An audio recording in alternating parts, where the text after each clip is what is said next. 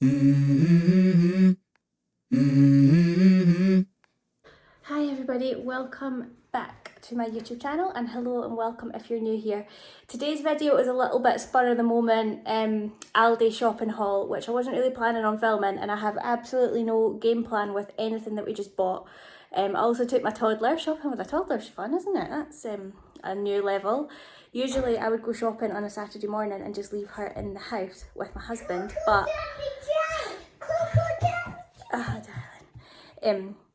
but today she's with me, so I took her to Aldi and she helped. She did really, really well. She knows a lot more food types than I ever knew. She was pointing to things and saying what they were called, which was news to me. And I knew she knew a lot, but wow.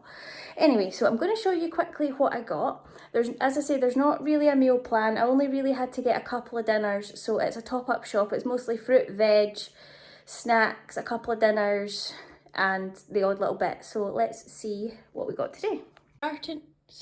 Starting off with some of the dinner bits, I got chicken, which we will use for fajitas tonight, and whatever's left we can use for pasta another night. I've got some pesto in the fridge already, and I also got these sweet and smoking barbecue chicken tenders that I thought we could have with homemade chips one night. So that's probably, what, 3 dinners, which is all we need really. We need Wednesday night, Thursday night and Saturday night this week, which is, that's covered. Moving on to the veg, we've got the peppers, which are for the fajitas tonight. We've got mushrooms because my toddler wanted mushrooms for some reason, and actually I should be putting more veg in things anyway. Got a broccoli and a cucumber because my little one likes to snack on cucumber at the moment, and I'm all for that. Moving over here onto the fruits, she chose a massive punnet of strawberries. I've realised they go out of date on Friday and this is Wednesday, but I think we'll be fine. Yes, you can wear your cocoa jammies, darling. So, big punnet of strawberries. I got a couple of bananas. We don't really need very many bananas this week. I'll do a food shop again on Saturday. Got some more easy peelers because they are a hit at the moment. Those are actually open. Easy peelers. Some apples because my toddler loves eating apples. She chose the Baby Bells. We've got some in the fridge, but more is never going to hurt. Also fridge stuff, I just got a new cheese, some ham. Toddler chose that one, don't really know why.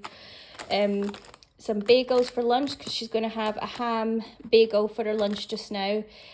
And she also wanted cake, so we got Jaffa cake bars. So she can have that with her lunch just now. Some more yogurt. I've got natural fromage free stuff in the fridge from last week when I was supposed to make a recipe, and I cannot for the life of me remember which recipe I was going to make with it. So she can probably start on the fromage free just now, and then we'll open that another day. I got Rice Krispies and just Aldi's own milk chocolate because I thought we could maybe do some crispy cakes together tomorrow because the weather's to be so bad. So she should enjoy doing that. And then on to the snacks. She chose all of these things. So she chose ice rings, the little mini ones. She chose cookies and mini delights. I think these are like the little Kinder bars. So those should be quite nice actually. So yeah, that's all I got today. So that's what we got in our completely unplanned Aldi shop with the help of my little 2-year-old. We did good, didn't we, babe? Yeah. We did. And she helped so well. And she did so good in the shops, didn't you? Yeah. Okay, so we are going to put all this away now. She really enjoys putting stuff away, so she'll help me do that. And then I need to get back to work. So I will catch up with you later on. So I'm going to do a little bit of toddler meal prep kind of thing this afternoon. So I'm going to do puff pastry pinwheels. So normally I would put some sort of veg in these, but at the moment I don't really have anything that would suitably go in. So we've only got things like tomatoes and peppers and, oh, we could do mushrooms actually. Cheese and mushroom pinwheels, that's what we'll do. So I've got normal puff pastry, and in that I'm going to put tomato puree as the base, but I'm going to mix it with mixed herbs, paprika and lazy garlic. So that will make the pizza kind of sauce thing, tomatoey herby sauce. I'll grate up some cheese and I'll put that on the top, and then I will use an egg wash over the top. So let's get all of this prepped just now. So I've got the oven preheating to 200 degrees. It's a fan oven and 200 seems to work fine. So I'm just going to open the pastry first so that it's at room temperature when we get it all sorted. So roll that out flat. It's super easy, this recipe. You could do pesto and cheese or pesto and chicken, and I've just ruined this. I was too hashy and I've ripped it, but that's okay, we'll work with it, it'll be fine. So I'll let that just get to room temperature just now and I'll pop it off to the side.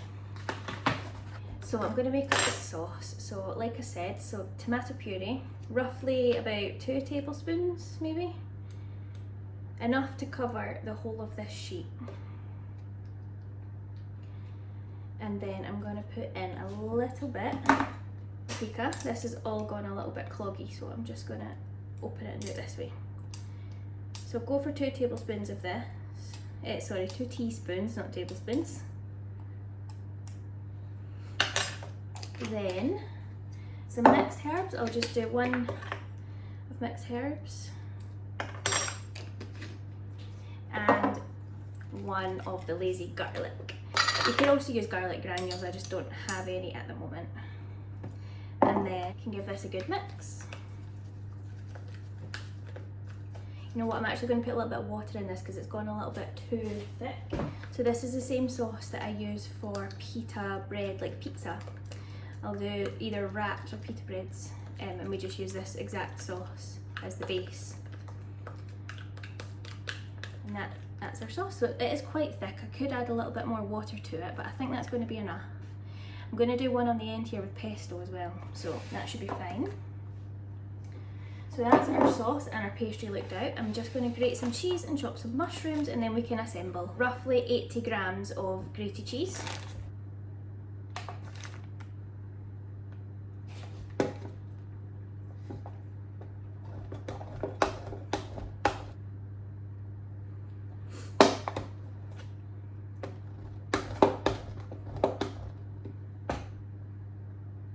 There we go.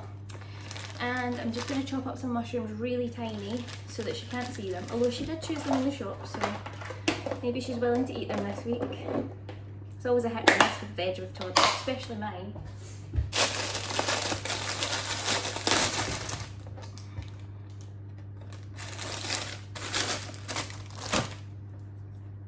The good thing about these is you can put them in the freezer and take them out the night before you need them and you've got a lunch. So I use these quite often for lunch boxes. They're really good for on the go. A little bit messy because of the flaky pastry, but overall I think they're really good lunch item to take out with us on days out and wherever we're going. So tomorrow we are going to go to like either a toddler group or soft play or something like that, and it's just good to have something on hand.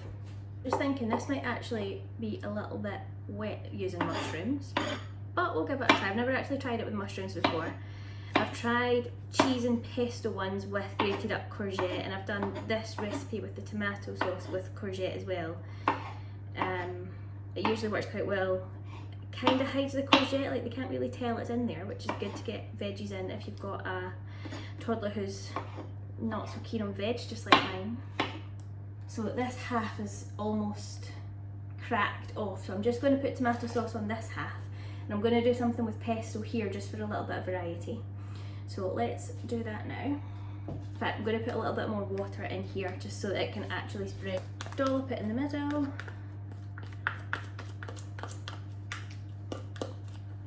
And use the back of the spoon to try and spread it as evenly as possible over the whole of the pastry. Probably shouldn't be doing this with a cream jumper on. Doesn't need to be exact, just so that there's some tomato flavour on all of it. So these will be like little mini pizzas.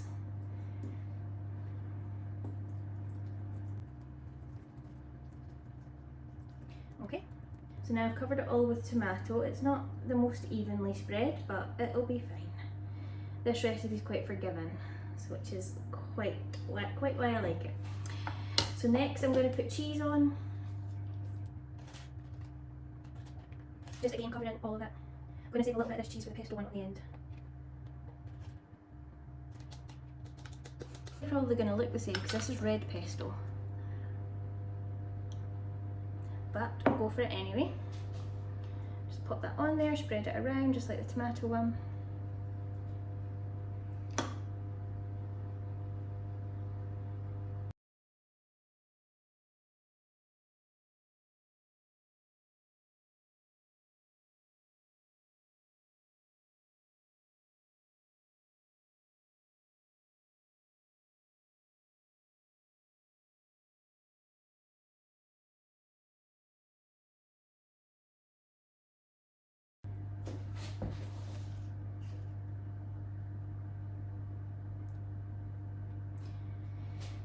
So then we just roll it like a sausage, so as tight as possible, gives the nicest little rolls. So in like that, and then roll it.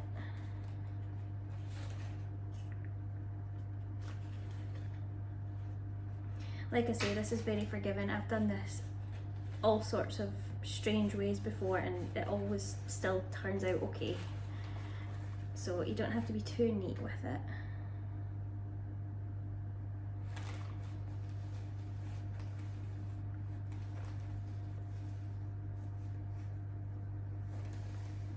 So that's the tomatoey one done. I'll let it rest on its kind of open side. And then I'll do this little pesto one on the end. Now I read a tip that I'm going to try for the first time today, and it says to once you roll this up like this, let it rest in the fridge for 10 minutes before you cut it. Apparently it makes the cutting process a bit easier, so I'm going to try that.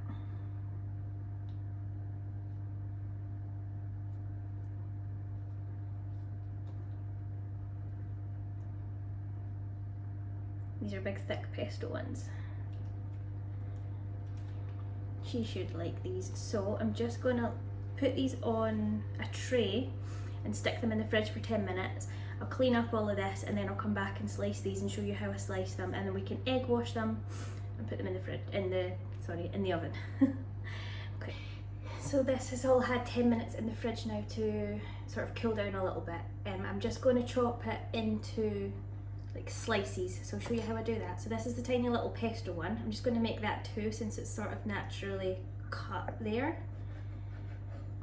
So putting it in the fridge seems to make it easier to slice and a little bit less messy. I don't know why. So now on to the tomato ones. I've got the sharpest knife I could find and I need to cut quickly, just like this. The sharper the knife, the easier it is and less messy. That has definitely made a difference, leaving that in the fridge for that 10 minutes there. The pastry's cutting much cleaner and it feels like it's like stuck together that little bit easier, or that little bit better. Nice. So they've gone a little bit flat when I've been doing it, but so what I'm going to do now is pop them all on the baking trays, sort of this way up. I'll show you once they're on. I've got 2 baking trays lined with parchment paper, or baking paper.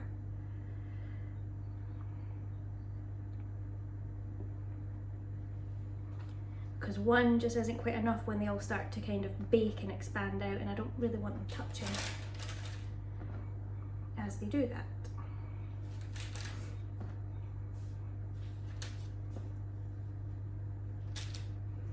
This wee one on the end has hardly got any filling in it, and it's a funny shape, but I'm going to stick it on anyway and she can have that as a little small snack. So I've got 2 trays that look like this. That should be that way, it's just because it's on a hill, so that like that.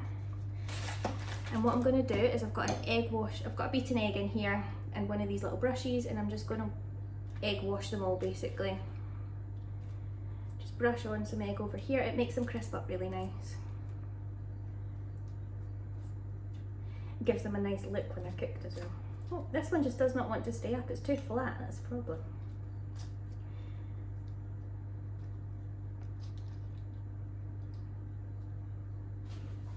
And we'll do a little bit on the little one on the end. Second tray, this tray looks much nicer.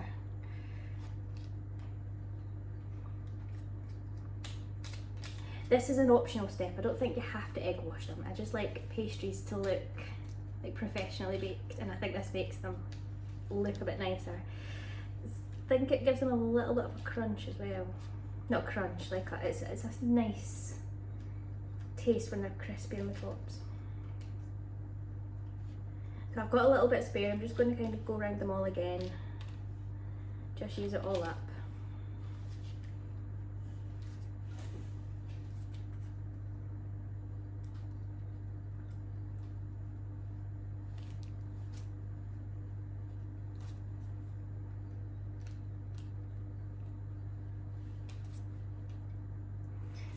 I think that'll do.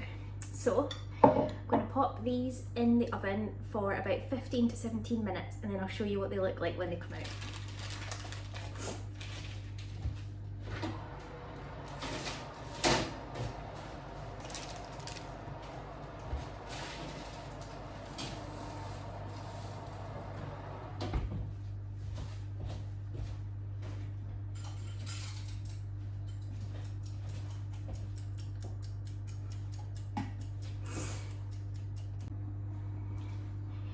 So what I'm going to do now is pop them all on the baking trays, sort of this way up. I'll show you once they're on. I've got 2 baking trays lined with parchment paper or baking paper, because one just isn't quite enough when they all start to kind of bake and expand out, and I don't really want them touching as they do that.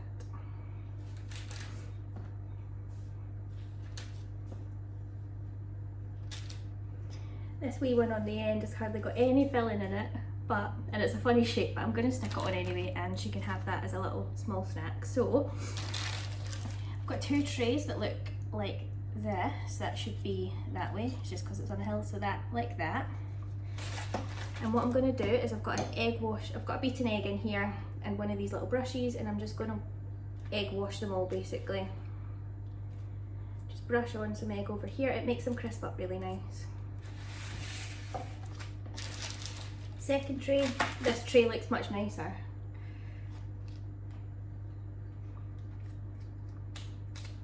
This is an optional step. I don't think you have to egg wash them. I just like pastries to look like professionally baked, and I think this makes them look a bit nicer.